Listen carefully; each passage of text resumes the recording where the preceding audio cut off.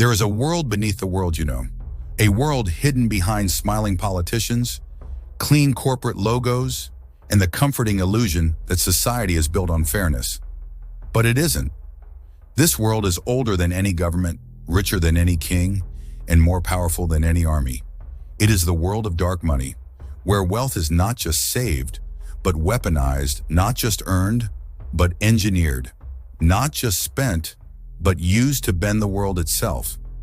Most people will never see this world, not because it's secret, but because they were never taught how to look. In school, they're told money comes from hard work, good grades, and patience. Work for decades, save a little, retire quietly. But that story is a distraction, a bedtime tale for adults, because the real truth about money, the truth the rich never say out loud, is far darker, sharper, and far more strategic. Money is not just currency. Money is control. Money is leverage. Money is psychological warfare. Niccolo Machiavelli understood this centuries ago, long before the invention of banks, corporations, or stock markets. To him, power was not earned by being good, or by being fair, or by playing by the rules. Power belonged to those who understood how to shape fear, loyalty, and human weakness. Today, that same Machiavellian blueprint lives inside the global financial system. And in this series, we will pull back the curtain completely. 13 dark lessons, 13 tools of the wealthy, 13 strategies used by empires, corporations, billionaires, and shadow networks to build power that lasts generations. But before we study each one, we must first step into the mindset behind it. Because the greatest trap ever created was convincing ordinary people that money is something you chase instead of something you control. Look around at the world for a moment. Someone gets paid on a Friday, and by Monday, the money is gone.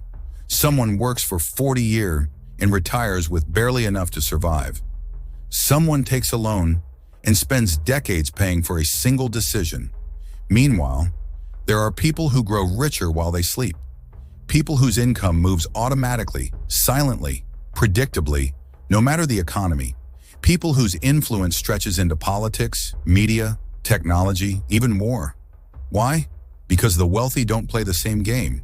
They don't work for money the way everyone else does. They use money the way Machiavelli used armies, as a force to conquer, manipulate, and secure power. And they do it quietly. The most powerful people in the world are not the ones in front of cameras, not the celebrities, not the influencers, not the CEOs who give speeches and smile for interviews.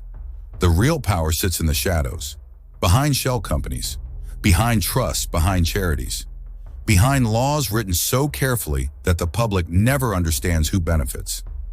This is the arena you're stepping into now, where money moves like invisible rivers, where alliances are bought, not earned, where fear protects wealth better than walls, and where the true kings of our world rule without ever stepping into the spotlight. For the next 30 minutes, you will learn how this hidden machine works, how power is built, not in decades, but in centuries, how people become dependent without realizing it, how silence, patience, and control of information become financial weapons, and how the elite stay elite, generation after generation, even while the rest of the world fights for scraps. This is not a motivational speech. This is not financial advice. This is a map, on a dark map of the systems that actually run our world. If you've ever wondered why the same families remain powerful for hundreds of years, why some men can lose billions and still remain untouchable, why entire nations bow to financial forces they cannot see, then this map will change the way you see everything. And it all begins with lesson 1, a lesson as old as civilization itself, a lesson Machiavelli would whisper to any ruler. If you control the flow, you control the power. In the next part, we enter the first shadow. We step into the river of money itself, where the true rulers don't chase wealth. They build the pipes that everyone else must drink from. In every empire, every kingdom, every corporation, there is one truth that rises above the rest. Power does not belong to the one who works the hardest. Power belongs to the one who controls the flow. The flow of what? Money, information, opportunity, belief. And in the modern world, these flows are engineered. carefully, quietly, and with precision. Imagine a river. Everyone downstream depends on it. They drink from it, farm with it, build their lives around it. If the river dries up, so do they. Now imagine one person owns the source of that river. He controls the gate. He decides how much flows, when it flows, and to whom it flows. That man owns everyone beneath him. This is how the wealthy operate. Not by chasing money, but by creating systems that everyone else must pass through: banks, payment processors, platforms, industries, digital infrastructures, supply chains, licenses, patents, regulations. The average person sees these systems as normal parts of society, but the elite see them as levers. Levers of obedience, levers of dependence, levers of power. Let me give you an example. A young entrepreneur starts a business. He needs a bank to store his money. He needs a payment processor to accept transactions. He needs advertising platforms to reach customers. He needs suppliers whose prices he can't control. He needs to follow regulations he didn't write. At every step, he pays someone. At every step, he obeys rules made by someone else. At every step, the flow is in another person's hands. He works 14 hours a day, yet someone he has never met, someone whose face he will never see, profits from every single move he makes. That is control of the flow. And here is the dark truth. The greatest fortunes in history were not built by selling products, but by owning the systems around products. Oil tycoons did not get rich because they drilled oil. They got rich because they controlled pipelines. The literal flow. Tech giants did not get rich because of apps. They got rich because they controlled the platforms. The digital flow. Even social power follows this rule.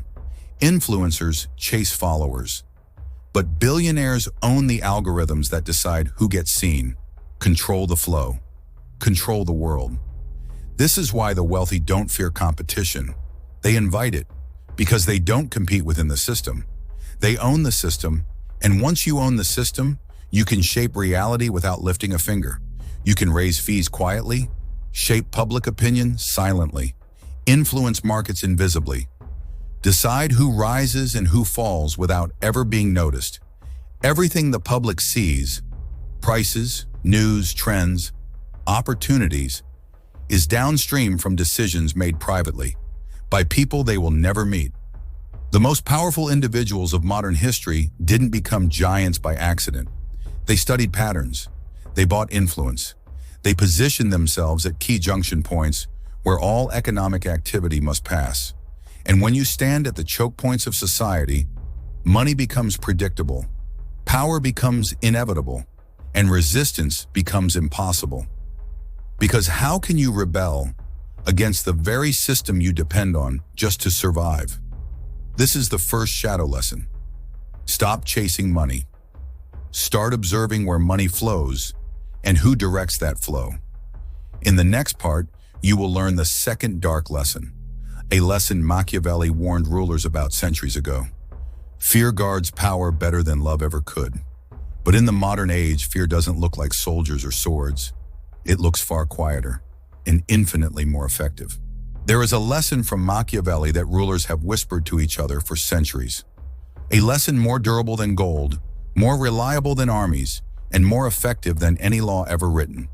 It is safer to be feared than to be loved. But fear, real fear, is rarely loud. It is not the kind of fear that screams, not the fear of swords or soldiers or prisons. The modern elite have learned a far more sophisticated version, a quiet fear, a soft fear, a fear wrapped in comfort, disguised as stability, hidden beneath everyday life. This is the architecture of fear, and it is everywhere. Fear of losing your job, fear of debt, fear of missing a payment, fear of disappointing others, fear of being rejected, canceled, humiliated, fear of falling behind, fear of the unknown. These fears guide more human behavior than any law in the books. The powerful understand this perfectly. They don't need to threaten you. They simply design systems where fear does the work for them. Let me show you how deep this goes. Imagine a society where a single missed paycheck destroys a family, where a medical bill can bankrupt a household, where people are one emergency away from collapse. In such a society, the population becomes self-policing, self-restricting, self-silencing. Why rebel if rebellion risks everything you have? Why question the system if your survival depends on playing along? Why take risks when fear has convinced you that stability is safer than freedom? This is the invisible leash. Fear as a silent supervisor. Fear as a financial prison. And the most powerful part? You don't even realize you're inside it. Now look at the ultra-wealthy. They operate with almost no fear at all. They don't fear losing their jobs. They don't have jobs. They don't fear emergencies. They insure against every possibility. They don't fear running out of money. Their money produces more money. They don't fear public backlash because they control the channels of influence. Their decisions are bold, strategic, ruthless when necessary, because fear does not sit on their shoulders the way it sits on yours.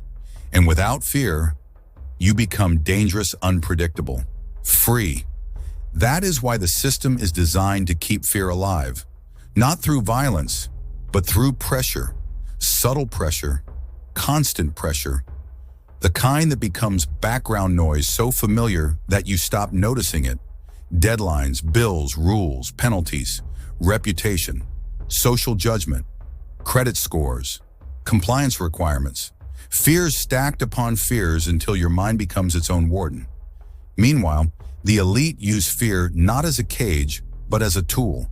They use it to guide markets, to control narratives, to manipulate behavior, to shape elections, to maintain order, to keep people chasing comfort instead of power.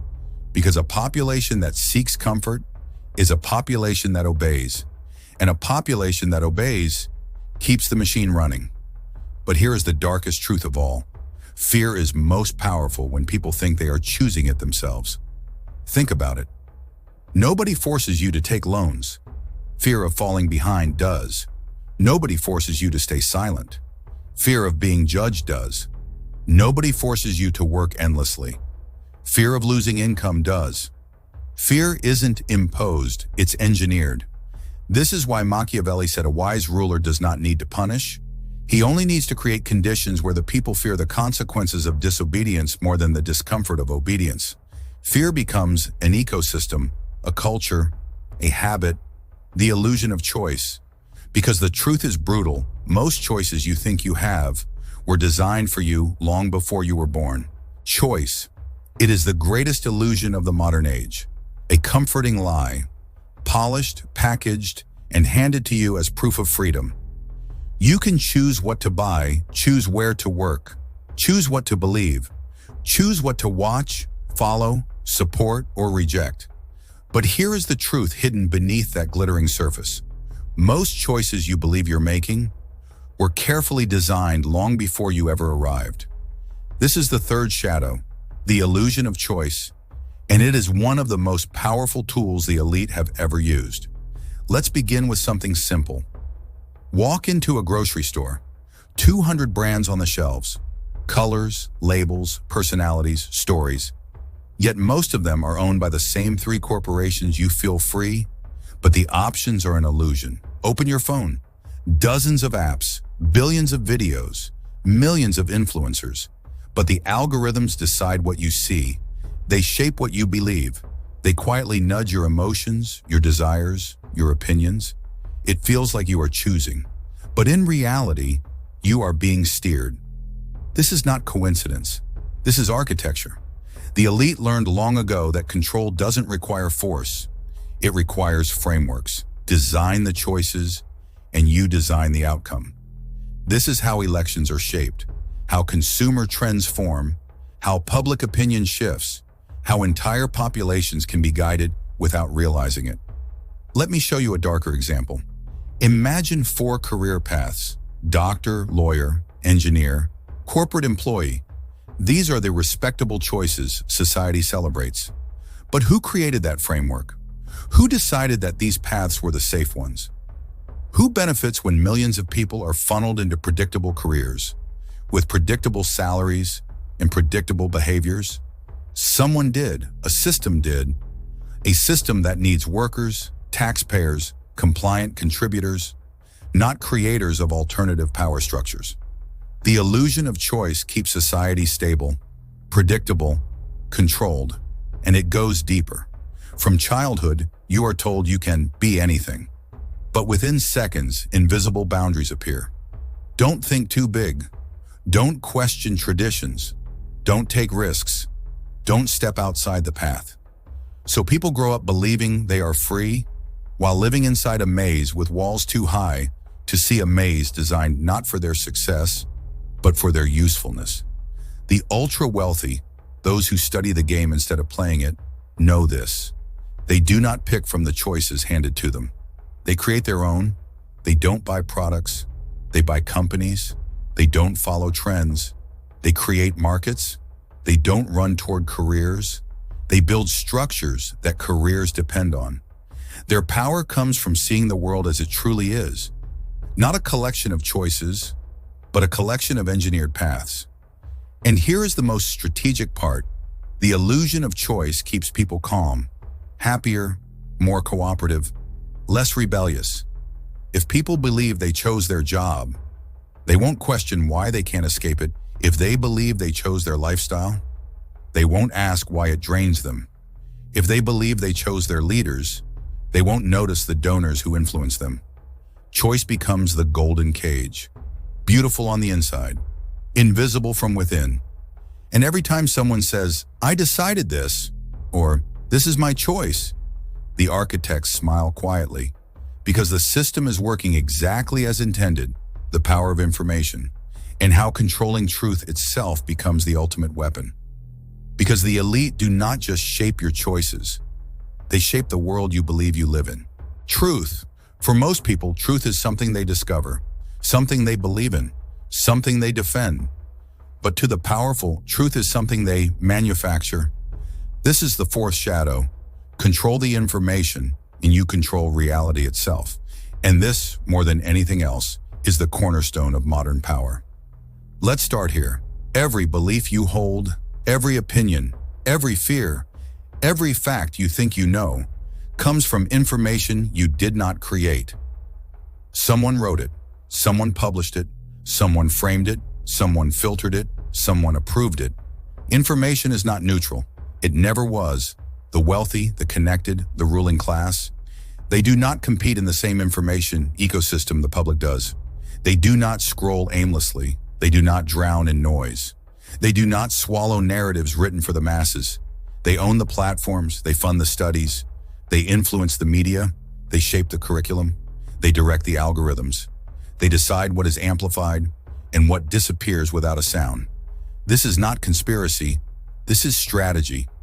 Let me show you the mechanics. Imagine two companies competing. One creates a better product, the other controls the media pipeline. Guess who wins? Not the innovator, the storyteller. Because in modern society, the story is the product. Every election, every market crash, every social movement, every public fear or trend is fueled not by events themselves, but by the information surrounding them. This is the secret the elite exploit. People don't respond to reality. They respond to the version of reality they're shown. And powerful people ensure that the version the public sees serves their interests. Now think about this. Why do companies spend billions on ads? Why do political groups fund news outlets? Why do wealthy donors influence universities? Why do tech giants tweak algorithms in secrecy? Because control of information is more valuable than oil, gold, or land.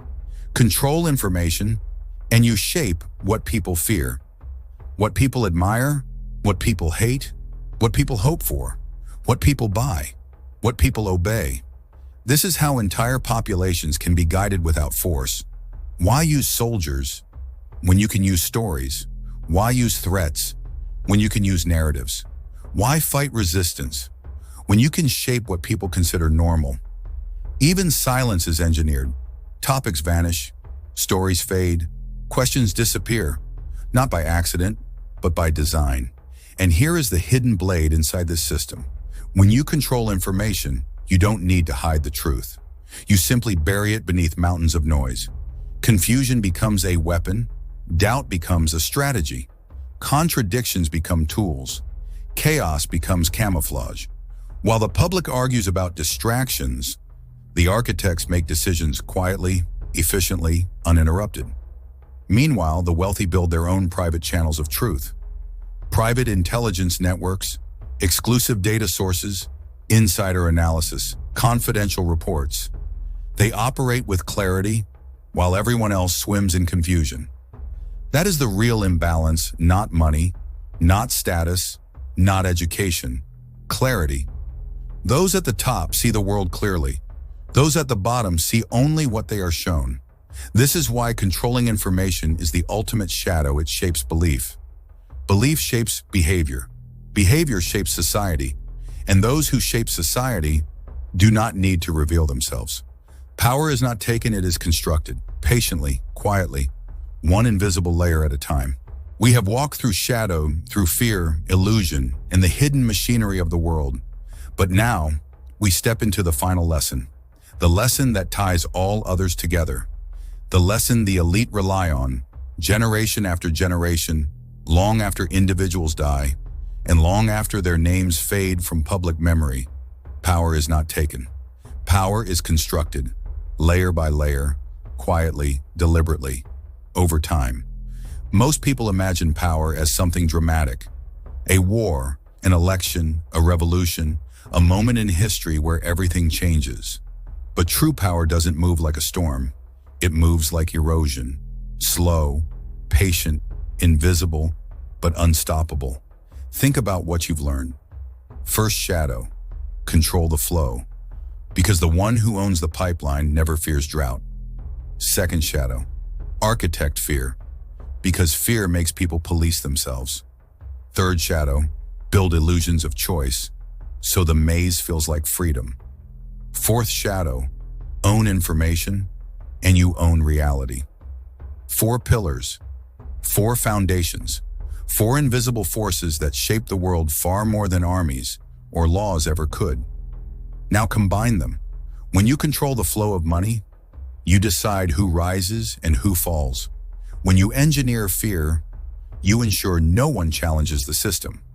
When you create the choices people believe they have, you design their future without their awareness. And when you control information, you shape the world they think they live in. This is the full architecture of power. This is the dark blueprint used by empires, corporations, dynasties, and shadow networks across centuries. But here is the part most people never understand. Power compounds, just like wealth, just like influence, just like control. Small advantages grow into large ones, tiny systems turn into global structures. Minor rules become entire institutions. One generation's strategy becomes the next generation's inheritance. This is how families become dynasties, how companies become empires, how ideologies become unbreakable. The elite do not seek control for today, they seek control for forever.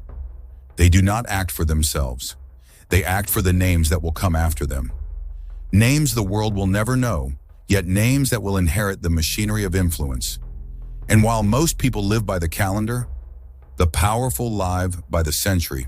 That is the real difference. So now we reach the final truth. A truth most people never hear because it demands a complete shift in how you see the world. The system you fear is not built to crush you. It is built to use you, your labor, your attention, your obedience, your belief in the illusion, your participation in the maze. The elite do not need you broken. They need you predictable, steady, distracted, comfortable enough to stay quiet, fearful enough to never rise. But here is the unexpected twist. Once you understand the blueprint, once you see the shadows, you stop being controlled by them, because the greatest weakness of the powerful is that their strategies only work on the unaware. Awareness is escape. Clarity is resistance. Understanding is liberation. You do not defeat the system by attacking it. You defeat it by rising above it, by creating your own flow, by mastering your own fear, by seeing through false choices, by choosing your information carefully instead of consuming it blindly, by stepping out of the maze. That is the true lesson of these 6 parts. You cannot win a game you do not understand, But once you understand it, you stop playing it on someone else's terms. The shadows will always exist, but they only control those who walk through them with closed eyes. Now, your eyes are open.